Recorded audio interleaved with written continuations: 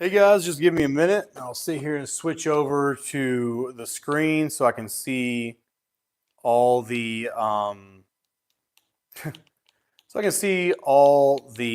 comments. So just give me a second.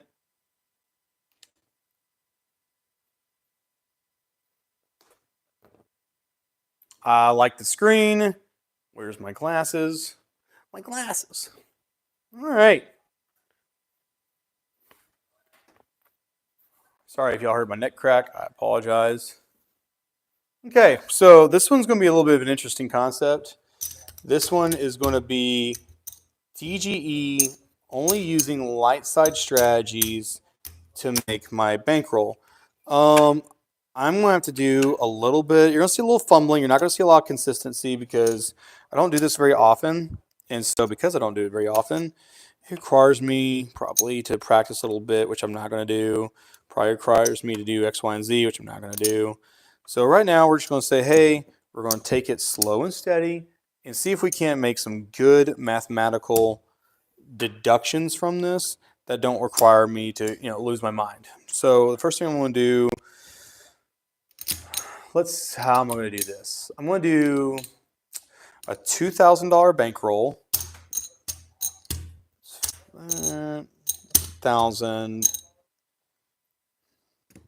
1,000, 300, 400, 500, 600, 700, 800, 900, 15, 10, 15, 1, 2, 3, 4. I need $100 in red. What's on MLC? Hopefully the mic is still working. I imagine it is.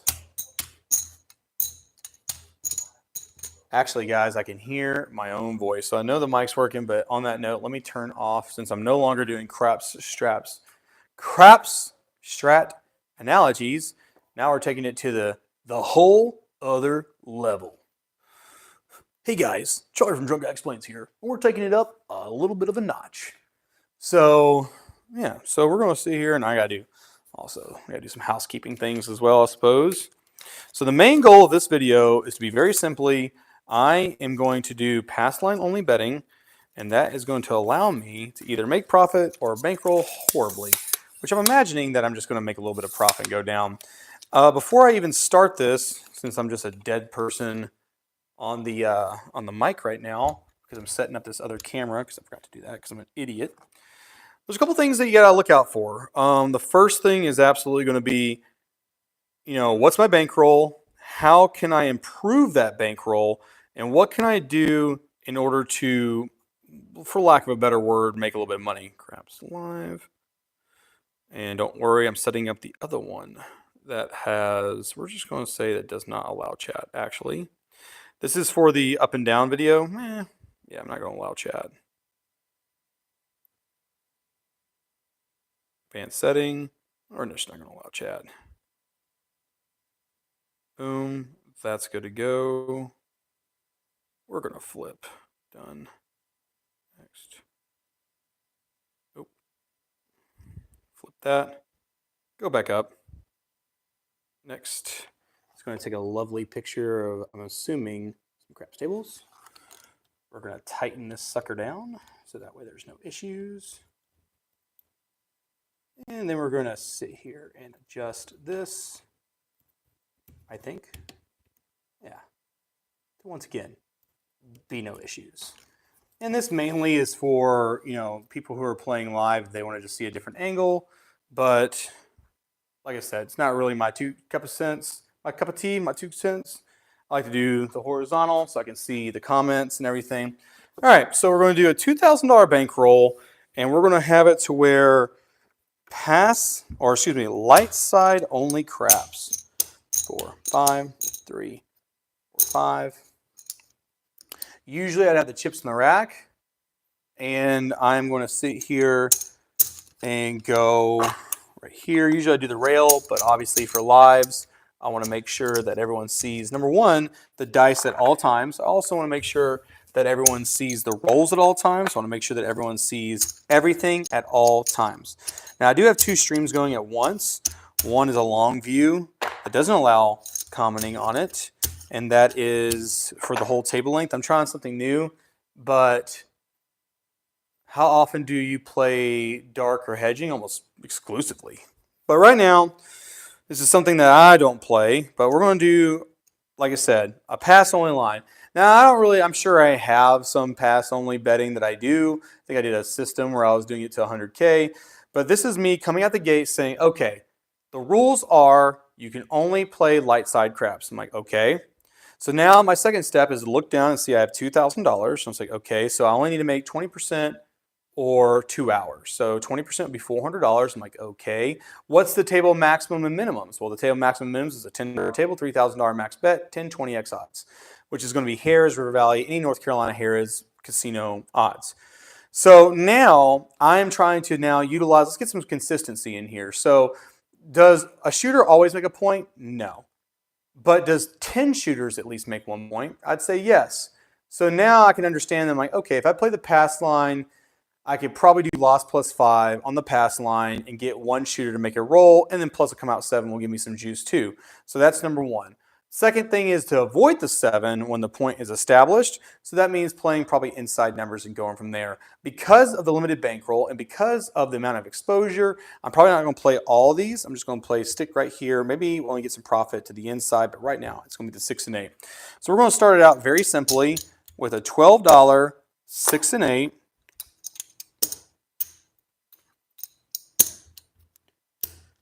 And it is working with a $25 pass line. The reason why, $24, if a 7 happens to zap this, pays out in the pass line. And we're off to the running. Hits an 8 for $14. I'm going to come to an 8. I'm going to turn these off. I'm still going to press the 8 by $6.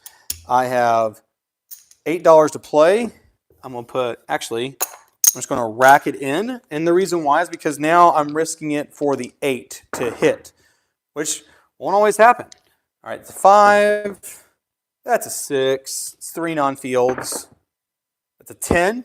Doesn't even matter. I have to even count 4s and 10s. That's a 12. That's a 7 out. So watch this. This comes over here. I do lose this 25. Loss +5. 30 on the pass. And let's go. That's a 9. Once again, not really messing with that 6 and 8 yet because we're working on pass line betting. That's a 7 out. So $25 and $30 lost is a total of 55. Let's move on to 60. And this is me just testing the first aspect of the system, saying, do I think 10 players, 55 and 60 is 115. So I have to do 120.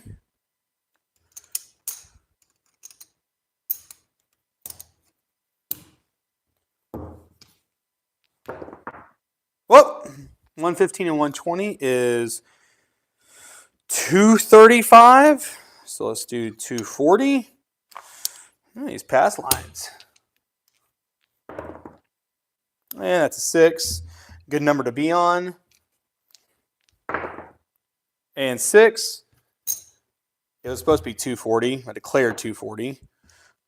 240 pays 240. That comes back. I've now reconciled that aspect. Coming back to $10. Clicking back the rest. Point made. And even though this is a point made, I'm going to reduce it down to $10 because I was on a loss factor first, and now I'm coming back to a non-loss. If I keep making the points, I'm going to press it a little bit, give a little cheese with cheddar, case in point, 10, press it by 5, click back the rest. So 15, but that was a profit 15, so I'm going to go loss +5 on the base, so 10 + 5 is 15. I know it sounds weird, but it makes sense, to me at least. That is a 5. 5 comes right here.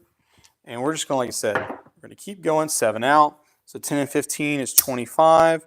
Move on to 30.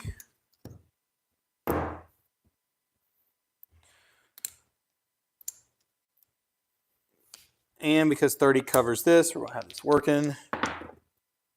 9. Come over here. These are off. That's a 10. And that's a 10.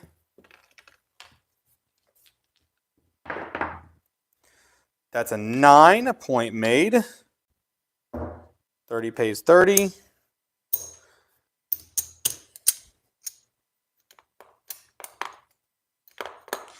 And since, well, we have a $2,000 bankroll, I can't get too crazy on pressing these 9s even if I want to. And the reason why is because I'll run out of runway. So look at that. 2 does nothing.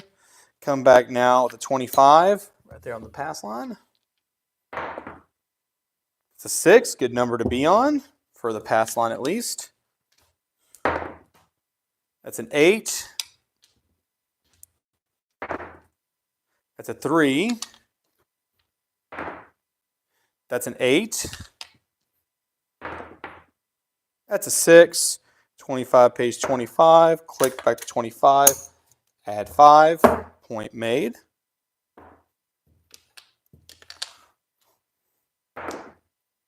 $12.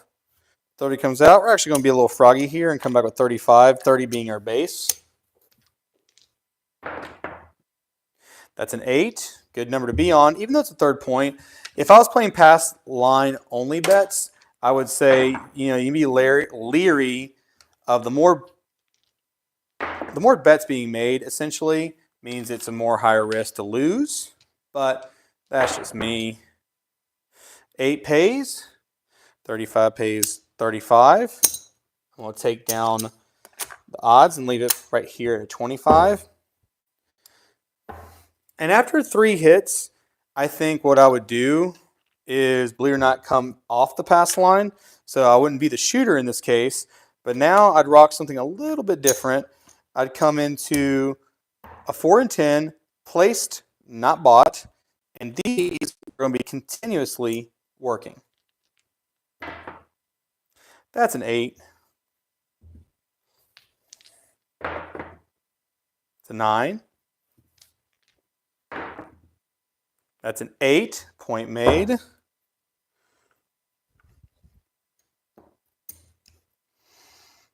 All right. 7 does nothing, but I do lose these. Lost both of those, and we'll come back to a $30 10 and 4.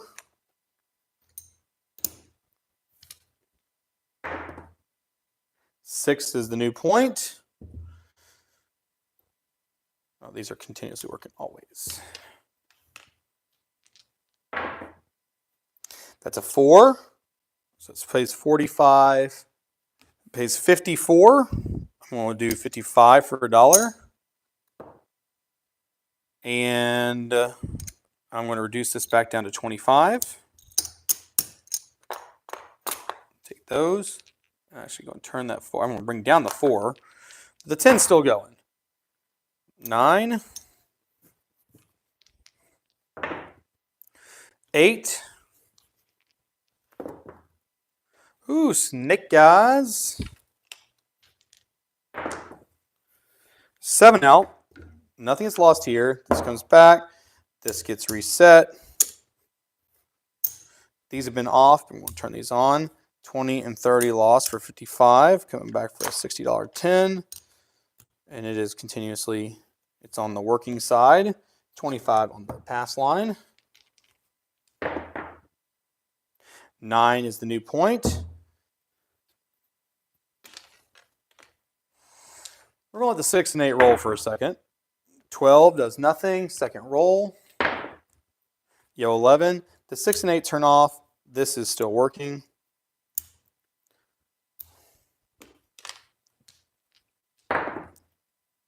As a 4 on the floor. That's a 7 out. So lose 25 right here. Come back for 30. This comes right here. 55 and 60 is 115. Come for 120.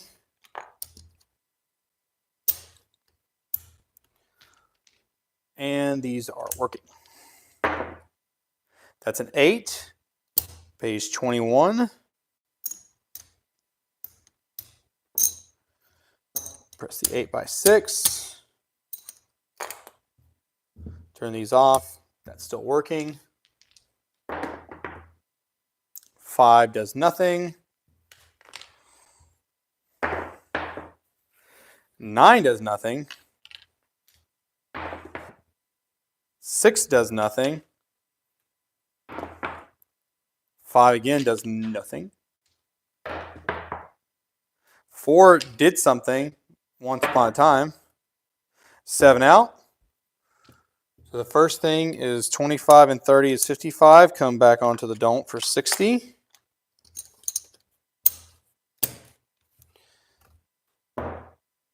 And then right here, 120 and 115 is 235. So come right here for 240.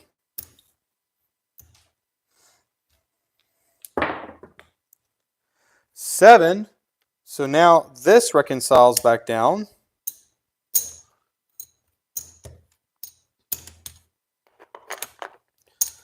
That to 25. Have this working. 235 and 240 is 475. So 480. Not a good position to be in on a 10. But it's what I've decided to try to do. The method is 6 hits that. That is going to pay 14. The method and logic behind that is I'm trying to bank that 7 shooters. 7 shooters cannot. One of 7 shooters is going to hit a 10 before hitting a 7. 1. 6 point.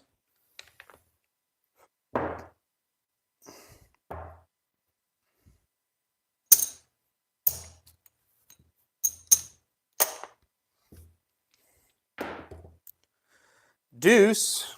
What is this? Come back with the same bet. 6 again. Good number to be on for the pass line. See if we can't get a 10. 8 does nothing.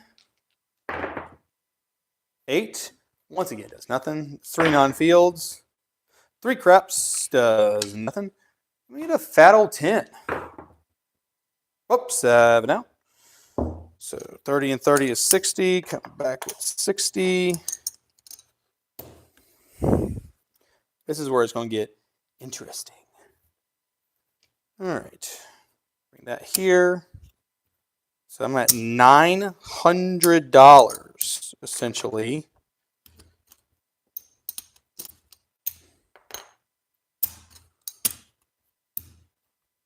Boop. Okay. As an 8. Good number to be on. Let's see if we can get a 10 now. As an 8. 60 pays 60. Reduce this down.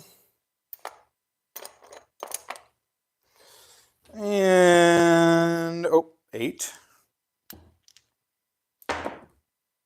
12 comes off. Goes back to 30. 12. 25 and 30 is 55. Man, pass line plays. Taking a 2K bankroll down to like $300. 4. 4 is the point. Not a good point to be on the pass line, but we'll let it go. That's off. We need a 10. 10. Okay.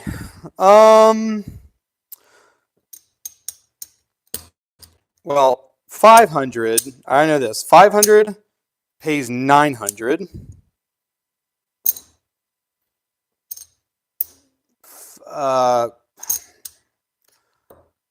Well, 180, 360. So 7. That's another $720 for the 400.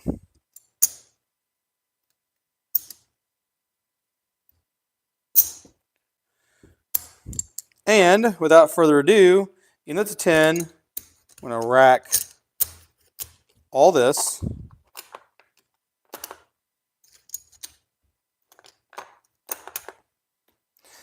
And then just play out this point. It's a 9, does nothing. 7 out. That's 55, 50, and 55. It's 105. I feel like I got that wrong, but we'll let it ride. We'll let it slide for right now. 4 again. Point being a 4. That's an 8. Does nothing. That's an 8 again. Does nothing.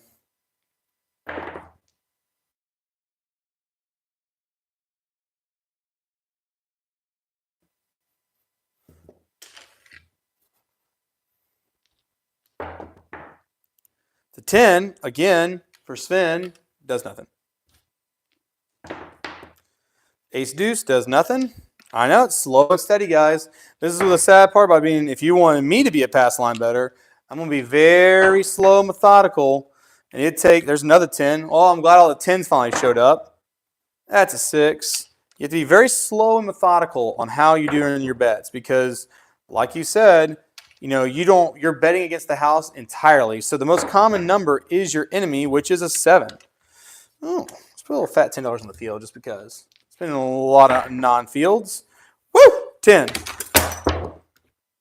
I rolled a 10, got so excited, dropped everything. Just my whole world. All right, $10 pays $10 for another 10. Sure wish I could throw some DCBs out there or a lay 10, but this is pass line only. All right. That's 10. Oh, Charles, I'm going to go ahead and take this back too. Because I already know I hit my 20%. I'm just rolling the point out and getting this done to roll the gambit. And it's a 9, and then we're done. We're donezo garbanzo. Shkabazo. That's a 9. Heavy, big numbers, guys. Long roll, too. That's a 9. Oh, 4.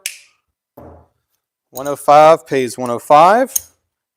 And even though I'm mid-roll, I'm actually going to stop right there because the whole goal of craps is to not only to make money, but you need to know where to stop. And I'm pretty sure, guys, we hit our numbers. So let's go ahead and color up. I'm just going to bring the rack right here. 1, 2, 3, 4, 5. 1, 2, 3, 4, 5. 1, 2, 3, 4, 5. Back. That right there is 15. That's 25. 1, 2, 3, 4, 5. 1, 2, 3, 4, 5. 1, 2, 3, 4, 5.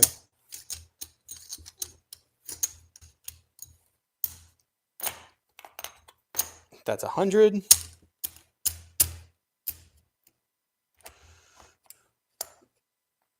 1,000, 100, 200, 300, 400, 500, 600, 700, 800, 900, 1,000. So I'm going to sit here and just push all that to the side, keep this in my hand. So out of a $2,000 bankroll, I made 100, 200, 300, 400, 500, 600, 700, 800, and $23. So I'll take the $3. Go ahead and tip the nice lady that deals for me, aka me. Thank you. And yeah, guys, so that's my version. As dumb as it is, my version of, I guess, a pass line only playing. Realistically, the 6 and 8 really kind of did a little bit for me. Pass line was basically $5 per win, per level. But realistically, the reason why I like doing the 4 and 10 power play is because the more you get in depth with these 10s and 4s, the more actually you're going to charge them because of the 5 to 9 payout or 9 to 5 payout. But yeah, I mean, that's pretty much it. Like, that was a very easy, very quick video to show, hey, this is how you sit here and get 20%. I didn't see a lot of comments posted, so I'm guessing that it was essentially, I'm going to end this one. Bye, guys. Make sure I'm ending. This is the ending of the one live video. Done. But essentially, this was a really big, way of saying, hey, you can do something that's a little bit more profitable than others. So what I'm going to do is I'm actually going to swing y'all this way. I know it sounds weird, but on my tripod, I can swing this way and then also see y'all while you're getting a front row seat. I can now see y'all and see the comments because I can just do the briefing right here. Don't mind that. I think we're all good. And make sure, I'm going to wave right here to account for the lag time. But if not, we're going to make sure it's all good. I think it's going to be good. Yep, there's a wave. All right, so realistically, in that situation, Justice Jen came out on the live stream and said, Charlie, I want you to do now a live strategy that requires no dark side betting, not one dark side betting at all. And so realistically, inside that setup, I was like, okay, well, what am I realistically? Sorry, I had to take a work call, doy. Well, I just made $800. We're done, Jen. So in the instance of this video, there's a couple of factors that went into it. Number one, you saw right when I started the video that I said, what is my bankroll? What is my goal? What is the table maximum and minimums? And what can I do? Okay, so that was number one. The first thing is that, okay, once I established that, I said, okay, well, I can't go crazy like in the videos that we just did live streams on. I can't be putting 10, 20, 30, 50% of my bankroll out there. I only have such a mitigating factor. Then I started making some assumptions. Assumption one was, hey, I just don't think that the last round, the 10 that hit, yep, that was the 10 that hit, bam. And so in my mind, I'm like, all right, what are some assumptions I can make as a pass line player that will effectively put a good bet out there, even though I'm betting against the house? And so what I did was I said, well, instance one, do I think that 7 shooters or 10 shooters, do I think that 10 shooters, not one of those 10 shooters is going to make a point? So that's pretty rare that you do an entire orbit at a table and no one makes a point. So then I based up, I'm like, okay, I'll do a pass line, loss +5 in order to do that, because I'm on the assumption that 10 players or 1 player out of 10 is going to make a point. Okay, now if I wanted to take that to a more aggressive level, in my mind, I would say I would leave the $25 flat and increase it by $25 every single time, but then take my total loss and put that as odds on whatever point I'm in. And that's how you can juice it for even more profit. So after doing about 5 minutes of that, I realized, I'm like, oh, well, the pass line's not really paying me a lot. I'm getting $5 per level. When I lose it, come back, lose it, come back, lose it, come back. So that right there in an hour, that might account for $40 to $60 worth of my money, depending on how many levels I go deep. So, okay, so that's okay. It could be better. I already know the working 6 and 8. That helped out a little bit because it actually gives me an automatic kind of win factor there, because I'm like, well, if I have $25 on, $24, $12, 6 and 8 going, and I have $25 on the pass line, and come out 7 happens, it's a wash bet. But I can only do that if I'm at level 1 on the don't pass line, which didn't happen very often. So even still, that type of logic, while we started playing out, got a little bit pulled over as well. So you're like, man, like I can't really do that either. So then you take the next step. I'm like, okay, well, the 6 and 8 isn't really producing a lot. It might in the case of this, because the strategy's in my mind, like saying, hey, I'm not really getting anything from the don't or the pass line. I'm not really going to get anything a lot because I'm mitigating the pass line with my 6 and 8 working. That might account for $120 worth profit. Well, then let's talk about assumption number 3. Now, assumption number 3 was, hey, well, I mean, I already do a gambit, and this is my argument. Okay, my gambit says that I do a lay 4 and 10 or a lay 4 with a hedge system. I was like, okay, well, reverse, if the math that works out for that logic is also the same math for another logic, would be this. Okay, well, if 1 out of 10 shooters, 15, 20 shooters, 1 shooter will roll 5 tens, most shooters will only run 1 or 2 tens and then 7 out. It's just math. So in my aspect is, though, I'm like, okay, well, realistically, using the same loss +5 and placing, not buying the 4 and 10, I can run a gambit saying, okay, I am under the impression that at least 10 shooters, someone's going to roll a 10. And that's a pretty fair assessment as well. Now, understandably, even in that system that I did, I got to the upper echelon very quickly. So if I was analyzing my own video, I'd say, number 1, you started with $25 on a 4 and 10. You should have started with 10. That would reduce you 2 levels down right off the rip. Second, you probably should wait until maybe 1 to 3 shooters haven't even rolled a 10. So that way, that kind of gives you, once again, another leg up into which when you start doing that progression, you're saying, well, now I'm not trying to outstand. I'm not saying that 10 shooters won't roll a 10. Now, mentally, I'm saying I can last up to 13 shooters. So you're always trying to extend that runway. If anyone's seen the Disney movie Rescuers Down Under, when that albatross comes into Australia, the first thing they're talking about is extend the runway. Coming in too hot. Like, hey, man, coming in hot. And so understand that the craps table and betting systems are the same way. If you come in too hot, you're going to just burn out. If you come in too fast, too arched, just like a space shuttle, you're going to get burned up in the stratosphere. So this exercise, and the reason why I wanted to say this is because the reason why Jen made the recommendation that I do a pass line only, obviously anyone who watches my systems, I don't do it. But it reinforces the idea of this. Any strategy can be a successful strategy if you integrate certain things. One of those certain things, patience, turning on and off, and waiting for certain instances to happen. Even in that play, which is wholly not DGE, I took the why factor. And once again, in another video, I explain this. What is the why factor in some of these craps videos? The why factor is this. Why does Charlie do certain things in the DGE system? And the answer is this. Conservatorship, patience, rather go home to a woman named Patience and to cheat on her with a hoe named Greed. And the reason why is because that greed, that fast track, I got to make a bet now, it will lead to your destruction in the long run because it's once again too volatile. So ease your storm, Perseus, dial this down, and even in this situation, which is not something I usually do, I was still able to make profit from it. Why? Because I sat here and I was patient, I turned bets off, and I waited for certain instances to happen. Now, I know that's a short video, and even so, I was talking about 20%, but in that I really didn't make 20%. I really made closer to 50%, but at the same time, the strategy is there. Now, the reason why that such an extent to where I went $800 in profit versus $400 in profit is based on a couple of things. The first thing is this.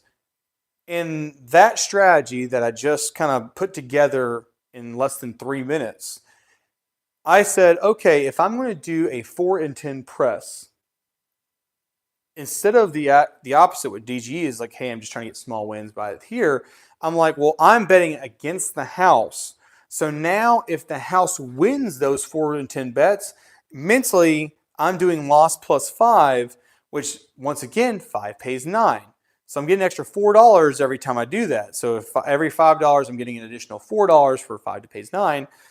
When I look at this situation, I'm like, you know what I'm going to do? I'm going to punish the casino for taking my money for, number one, pay me back all my money plus the $5 profit every single up. But additionally, you're going to have to put in another 50% behind it in order to me to do here. So in turn, I could have hit those 4s and 10s for $45 and been out the door and been, hey, been very happy, still hit my $400 profit.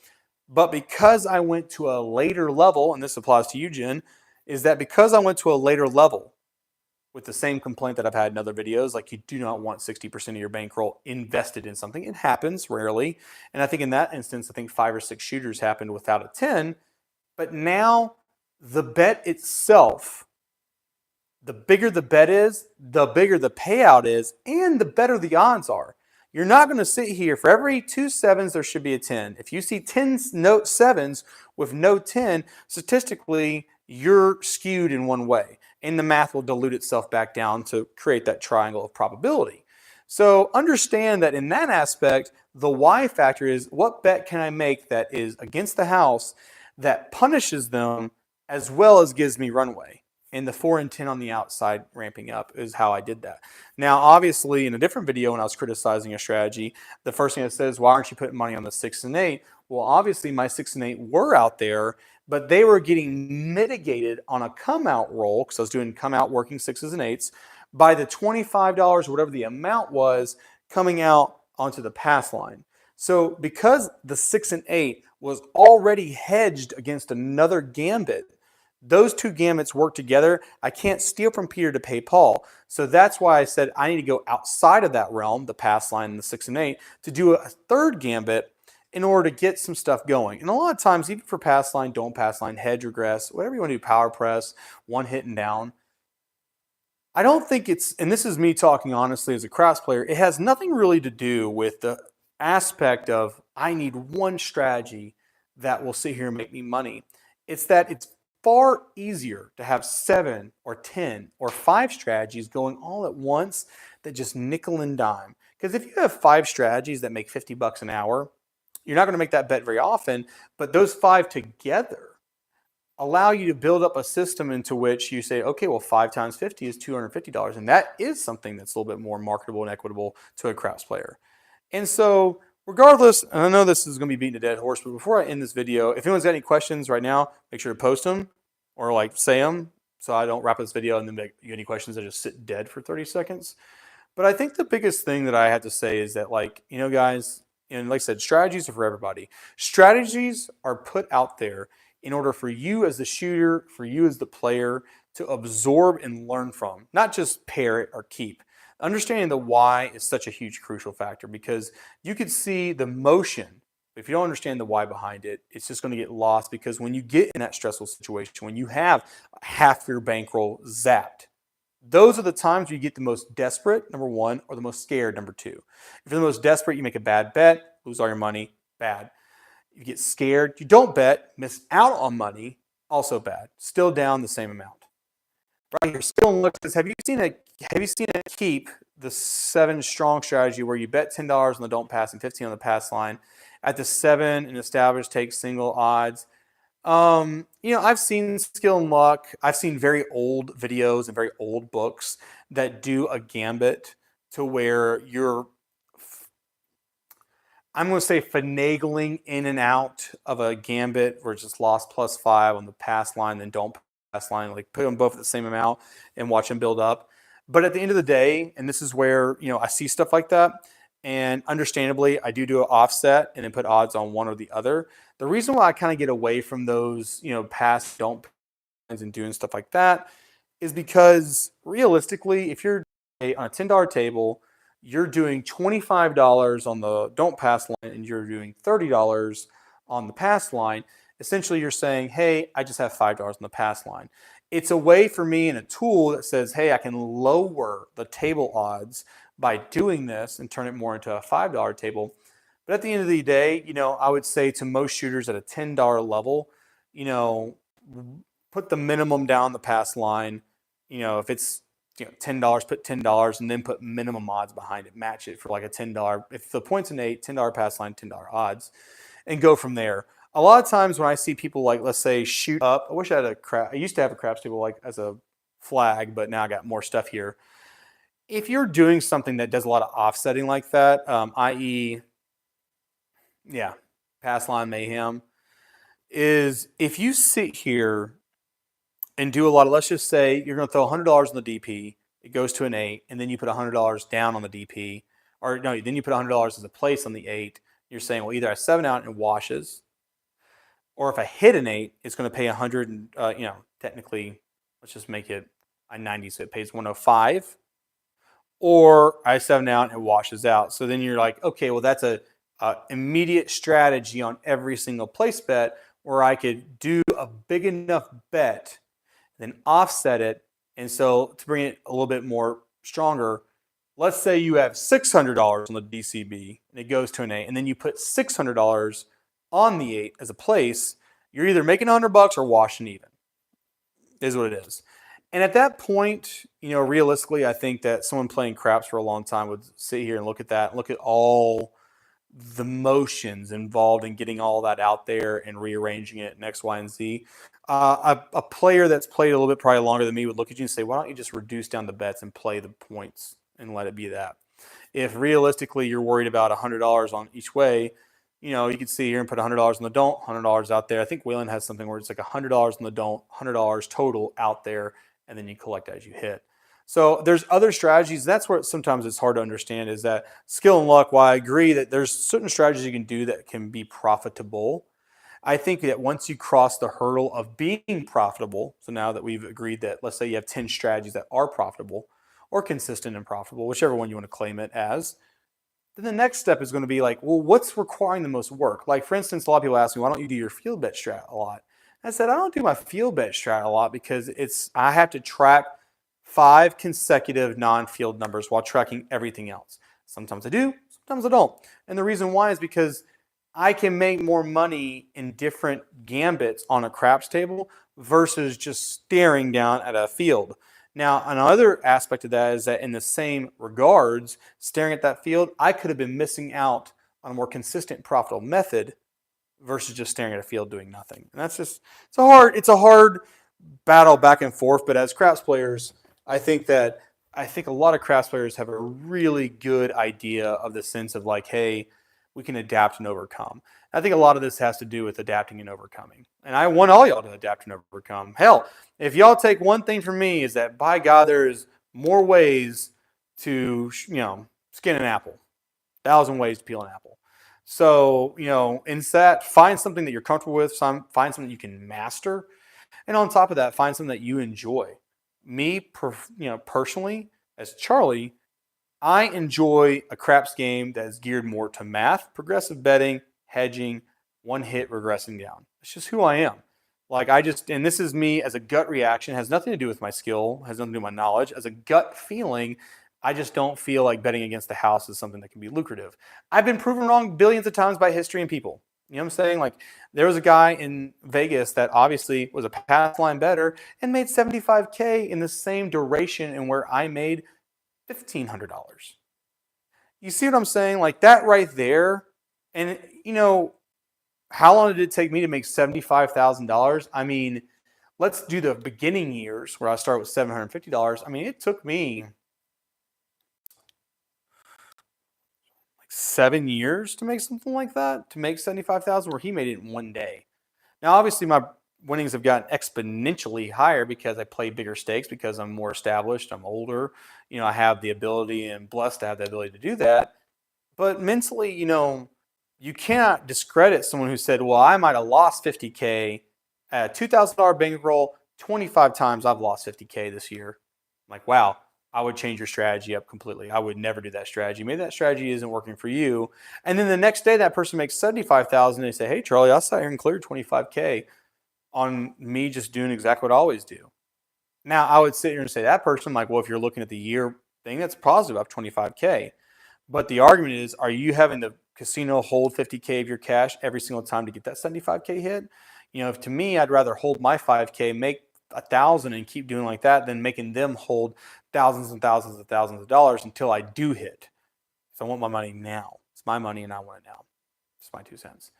Well, guys, that's it. I think I like this aspect a lot better as well, in the sense that I can sit here and say, hey,